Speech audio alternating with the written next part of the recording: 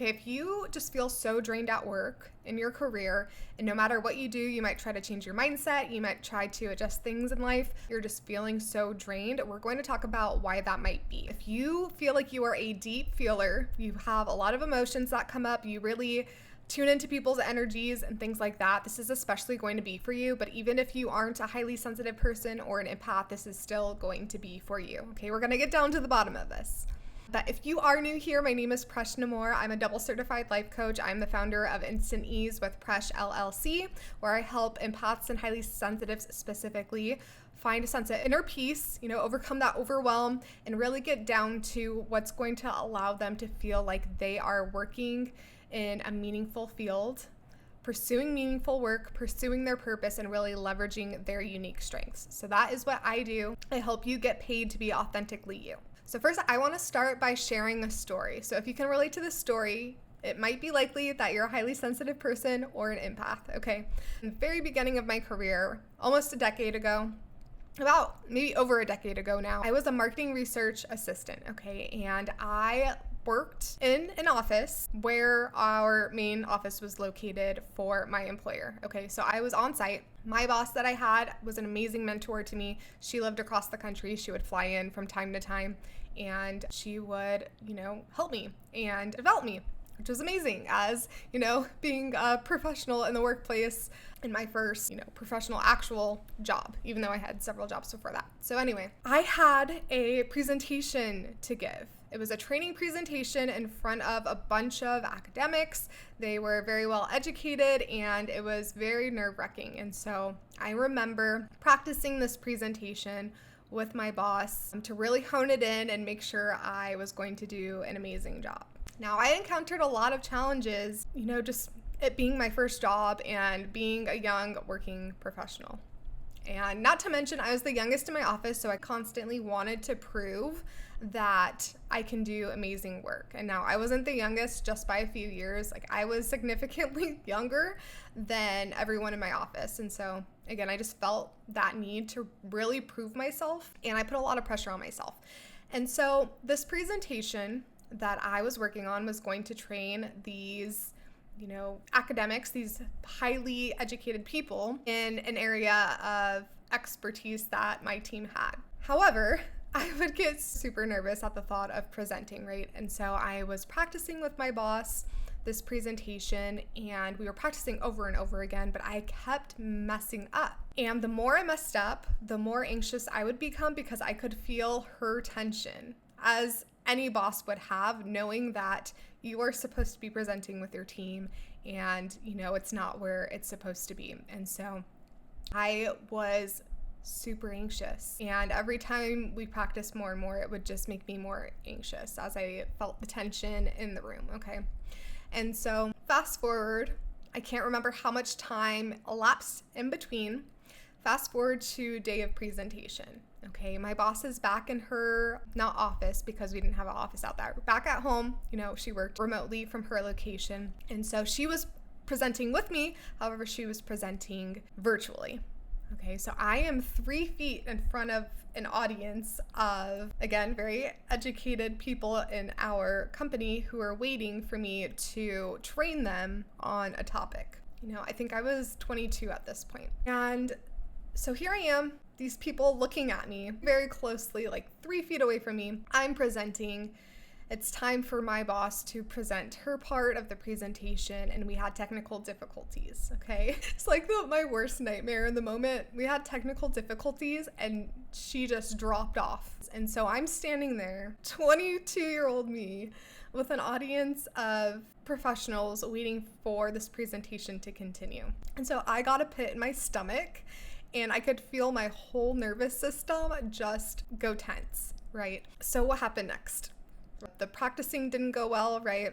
I was getting more and more anxious every time we had practiced, and now an actual situation is taking place as I'm supposed to be presenting in front of all of these people. So I think most people kind of black out in these situations where you're under intense stress, but my survival instincts somehow kicked in, and I was able to present her whole section and mine, and it went really well, surprisingly. I don't know how it happened. Something took over within me and knew Like I said, I felt the need to prove myself. So a miracle happened and I was able to keep on going. So what is the lesson in all of this? What is the point of this story? After that presentation, I kind of wonder what happened. Like, how did I do that? How is that even possible? Because that doesn't seem like me. And again, I felt like I really wanted to prove myself, and it didn't occur to me until several years later, almost a decade later. More recently, I found it wasn't my capability that was in question. It was how I was thinking about myself in that moment. And so, especially as a highly sensitive person and empath, which I did not know that I had those personality types at the time, but as a highly sensitive person, really feeling like you're being observed can make you really nervous. Okay, and so what was happening was during the presentation practice, all I kept thinking about was that I was being observed for mistakes, for mess ups, for mishaps, for anything, right? I was being critiqued, I was being observed. And that was just my thoughts about the situation. And so when I was thinking that I was being observed for any mistakes, what happened? I started making mistakes. Now, my thought process when I was actually presenting was, I gotta get through this. These people need to know this information. Let's get it done. And so, believe it or not, these things actually influence our whole life. Like, our thoughts are everything. But as a highly sensitive person and empath, I think it's not always easy to really pinpoint these thoughts when things like this are occurring, because all we see are, we see the doubt. Right? We see the doubt in ourselves. We might have doubt within ourselves, and then we see the doubt reflected back at us when we're doubting our ability to perform, right? Like I said, I was scared that I was going to mess up during the practice, so I messed up, and then my boss witnessed me messing up, which then reflected more doubt, right? Totally normal response. So as a highly sensitive person and empath, and even if you're not one, it's really important to understand your strengths. But only 15 to 20% of the population is actually thought to be a highly sensitive person. And there are so many different personality traits that come with being highly sensitive. But since a minority of the population actually has the personality trait of being highly sensitive, it's not as normalized and it's not as understood as maybe some other personality types, right? So while I thought that I had a weakness of presenting, my weakness was self-doubt, okay? And so with every weakness, there is a strength, okay? And so understanding that is so important, and it's really going to help you figure out where your energy drains are, why you don't feel fulfilled. And it's likely because you're working in systems that don't align with your unique energy, with your unique strengths, and your unique way of operating, okay? So just because you can't operate in certain situations or certain systems, it doesn't mean that there's something wrong with you. It just means that you need to take a look and really figure out why that is and where your strengths are so that you can thrive and you can, live in your full authenticity and perform at your best as your unique self. And so if any of this resonated with you, maybe you're interested in learning more about being a highly sensitive person or empath, you're like, that sounds like something I would do, or, something I've thought before, then I actually do have a free workshop for you. It's called The Millennial Highly Sensitive Person and Empath Pursuing Her Purpose. And it's a 60-minute free workshop. The link is in the description. If you would like to go check that out, I highly recommend it. It's going to help you feel empowered and really figure out more about, again, your unique way of operating so that you can really thrive as your authentic self. You don't feel the need to kind of contort yourself and be somebody else in order to perform well. It's going to help you find fulfilling work and connect to your purpose. So if this resonated with you, hit subscribe. I'm going to come out with more content like this, even if you're not a highly sensitive person or empath. The core of what I do is help people really live in their full authenticity so that they can find meaningful, fulfilling work, okay? So hit subscribe. If this resonated, again, check out that workshop below. It's free, just for you. It is virtual, so you don't have to worry about driving anywhere.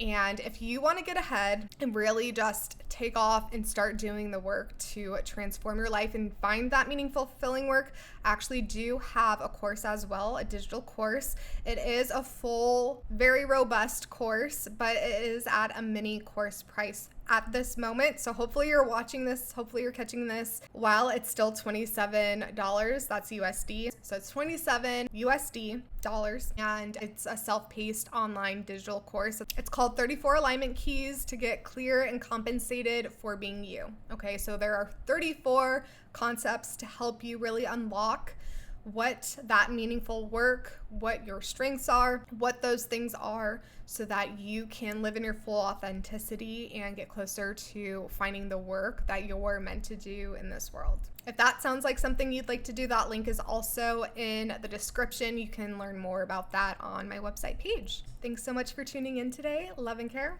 Bye. See you next week.